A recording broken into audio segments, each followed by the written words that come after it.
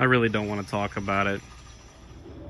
Well, anyway, as you guys can see, I got the drop kit finally put on, got an alignment finally done since I've ever owned it. Did a 3-inch drop in the front, 5 in the rear.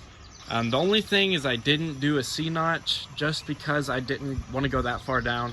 And if I did want to go that far down, I can always just add it right back on.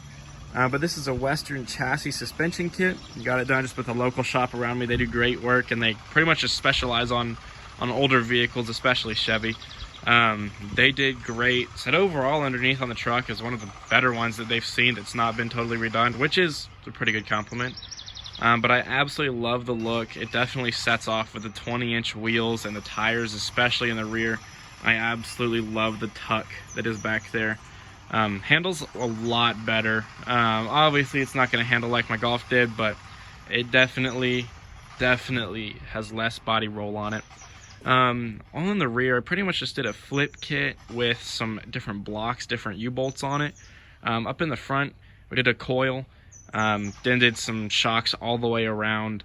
The shocks were like an extra 90 bucks, I believe, so it was definitely worth grabbing those just so I didn't have really weak shocks going around. But let me show you up close real quick what they did. I'll just give you a better idea of what's been going on with that kit. All right, so this is underneath the front end. The two are identical. So like I said, it really didn't touch anything except replace that coil spring right there. Just that was enough to drop the whole thing. So my bump stop is definitely getting really close. That will probably have to get changed eventually. I do scrub just a little bit, but not too bad. It's only when I do it real sharp going up an incline as well. But everything else, really, I'm honestly very happy with it. I have no complaints on it. I know that this was a little bit more of a budget suspension, but either way, no complaints. Perfect for just driving right around. And right back here, the thing's pretty much so low that I can't get a very good angle on it. We did a flip kit to where the it's just, it's flipped. The suspension goes underneath the axle now. Changed that block out, got different U-bolts, the plate, and the nuts for it. Overall, that added a good 5-inch drop. Apologize, I can't really get in there too well, just simply because of how low it is. But definitely very happy. Look at those tires. 295s look pretty good. It's not like I'm pushing the power to need them, but they look good. But yeah, and there's a good angle of one of the shocks right there. But overall, I'm very happy with this setup. Especially, I spent like $450 on it, something along the lines. It was in the 400s. Definitely came out really well.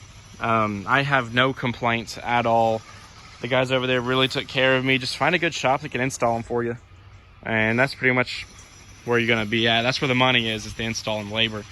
Especially if you're doing a C-notch, it's going to be a little bit more. I don't know about the areas you guys will be watching in.